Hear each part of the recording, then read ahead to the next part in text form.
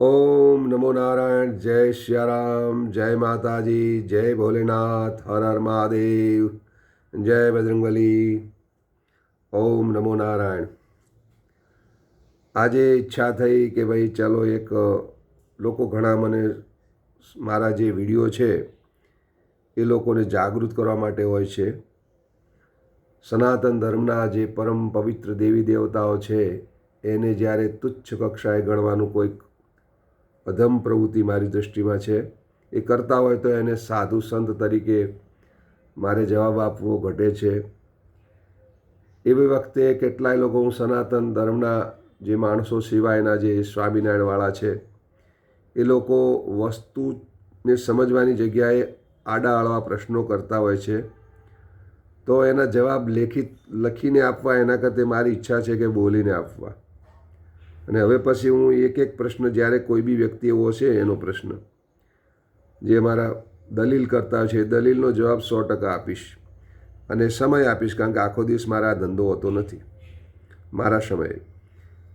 એટલે ઘણા લોકો, અને આ કામ હું એટલા માટે કરું છું કે સ્વામિનારાયણ સંપ્રદાયવાળા એમ કરે છે કે અમારા મહારાજ અંધશ્રદ્ધા દૂર કરવાનું કામ કરતા હતા, પણ તો તમે પછી અંધશ્રદ્ધા વધારવાનું કામ કેમ કરો છો? તમે જે દાખલાઓ આપો છો, તમારા જે 222 પુસ્તકો છે એની અંદર નકરી અંધશ્રદ્ધા ભરી છે. કોઈ મૂળજી હોય ને ખાવાનું નાખે ને ભગવાન ખાવા આવી જાય ને, કોઈ ભગવાન રમવા આવે ને એના ઝાંઝર ભૂલી જાય ને, આ બધી અંધશ્રદ્ધા નહીં તો બીજું શું છે? અમે પરમાત્માના ભજન કરીએ છીએ. અને આવા જો થતું હોય તો તમારે આજની તારીખમાં તમારા કોઈ એવો સંત નથી સ્વામિનારાયણનો કે જે આવા પરચા પૂરી શકે. અમને બોલાવો, અમે આવશું. એટલે આ બધી અંધશ્રદ્ધાઓ છે એને અમે દૂર કરીએ છીએ. પરમાત્માનું નામ સાચું છે, પરંતુ આવા ગપ્પા નકરા મારી અને લોકોને ઉલ્લુ બનાવવાની, લોકો પણ મૂર્ખ છે, એટલા બધા માઇન્ડ વોશ કર્યા છે તે કહે જ સાચું માને છે. તો એટલા માટે મેં વિચાર્યું છે કે હવે અહીં આવી અને મારે એનો જવાબ આપવો. જે પ્રશ્ન કરશે એનો દરરોજ એક પ્રશ્ન લેવાનો થશે. ઘણા લોકો એવો દાવો કરતા હોય જનરલ કે ભાઈ રામ, કૃષ્ણ, શિવ એના શાસ્ત્રોમાં એકબીજાની સેવા કરતા હોય છે, એકબીજાને વંદન કરતા હોય છે. તો કરતા હોય છે. હવે એના 2-3 મુદ્દા સમજો. પહેલાં તો આ રામ, કૃષ્ણ, શિવ, હનુમાનજી વગેરે ભગવાન જે છે કંઈ, એ આદિ અનાદિ છે, આજકાલના નથી. અને એનો અમારા શાસ્ત્રો પુરાણોમાં ઉલ્લેખ છે. જ્યારે તમારા જે તમે ભગવાન કહો છો એનો કોઈ જગ્યાએ ઉલ્લેખ નથી. તો એ અરસપરસ એકબીજાની સેવા કરતા હોય એકબીજાના શાસ્ત્રોમાં છે. તો તમારા શાસ્ત્રોમાં જે અમારા ભગવાનનો ઉલ્લેખ કરો છો એવા અમારા ભગવાનના શાસ્ત્રોમાં તમારા જે કલ્પિત ભગવાન છે સ્વામિનારાયણ, એનો કોઈ જગ્યાએ ઉલ્લેખ નથી, કે ઘનશ્યામ પાંડેનો પણ કોઈ જગ્યાએ ઉલ્લેખ નથી.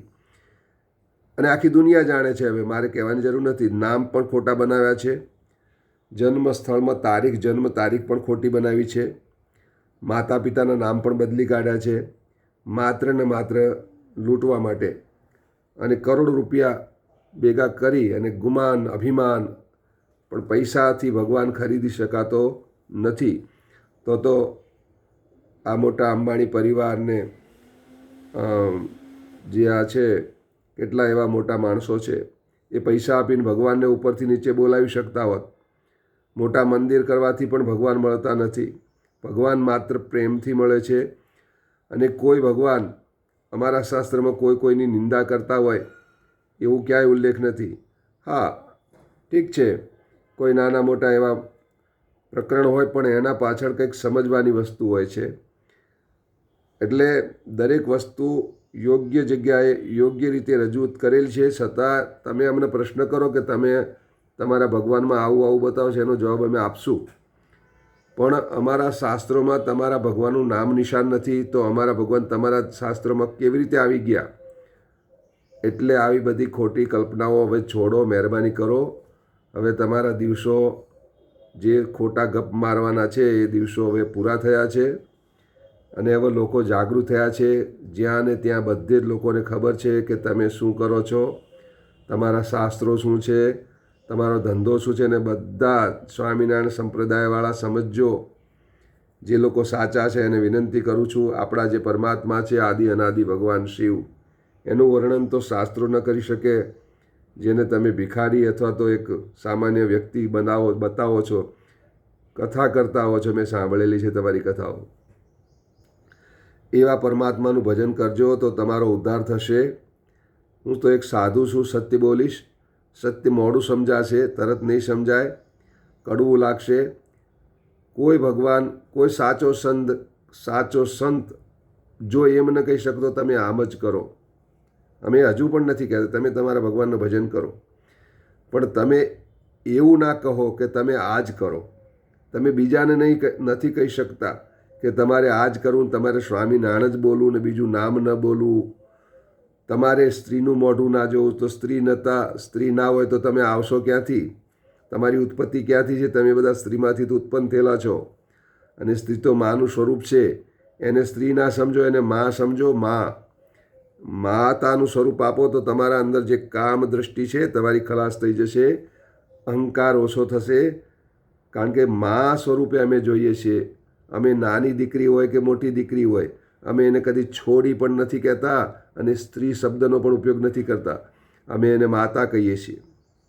અમારામાં અંદર આ વ્યવસ્થા ભરી છે કે અમારા સંસ્કાર છે, પરમાત્માની કૃપા છે, અમારા ગુરુદેવની કૃપા છે, અમારા સનાતન ધર્મના શાસ્ત્રોની કૃપા છે. એને કોઈના ઉપર કંઈ થૂકતા નથી, કોઈ કંઈ એવું જેવું તેવું બોલતા નથી. પરંતુ તમારાએ તો ઉપાડો લીધો છે. એટલે જે લોકો ખરેખર જે આમાં ખોટા ભરાઈ ગયા છે એ આ વાડામાંથી બહાર નીકળો અને સાચા ભગવાનનું સ્મરણ કરો. રામ શબ્દ બોલતા બોલતા પણ આનંદ થાય, કૃષ્ણ બોલતા બોલતા પણ કેટલો આનંદ થાય, શિવ એનું સ્મરણ કરવાથી કેટલો આનંદ થાય. હનુમાનજી મહારાજ હવે એની તોલે પેલા હમણાં કંઈક બધા એક જ દિવસમાં આટલા જે ભગવાનના નામ લખ્યા છે. કોઈક આ કે મૂળજી એ હનુમાનજીનું સ્વરૂપ, હનુમાનજી અમર છે, એને બીજું સ્વરૂપ લેવાની જરૂર નથી. અને મૂળજીનું કામ છે, તમારા મૂળજી ભગત, એનું કામ છે હનુમાનજી થવું. હનુમાનજી જેવો તેવો હતો. એટલે હનુમાનજી તો શું છે? આ તમારા મગજમાં આવું કેમ ભૂસું પેસી ગયું છે? અને તમને આવું કયા કૂવાનું પાણી પીવો છો કે કયું અન્ન ખાઓ છો, તો તમને એટલી પણ નથી ખબર કે દુનિયા નહીં માને આપણે ગપ્પા મારીએ છીએ તોય. અને માનશે તો તમારા આરે મંજીરા વગાડવાવાળા હોય ને એ માનશે. અમે તો નહીં માનીએ ભાઈઓ, તૂટીને મરી જશો તોય નહીં માનીએ. અને તમારા ભગવાન જો અમારું સંચાલન કરતા હોય તમારા મગજને ફેરવી કાઢે અને અમને તમારા માનતા કરે, પણ ન થઈ શકે. કારણ ગપગોળા, આખો તમારો સંપ્રદાય ગપગોળાવાળો છે.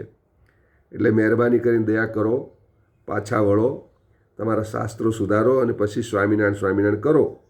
તમારા પર ભગવાન પ્રસન્ન થશે. પણ શાસ્ત્રો સુધારો. ઈશ્વર કદી કોઈની નિંદા કરવાની ના પાડે છે. એ ઈશ્વર કદી કોઈની નિંદા કરે ખરો?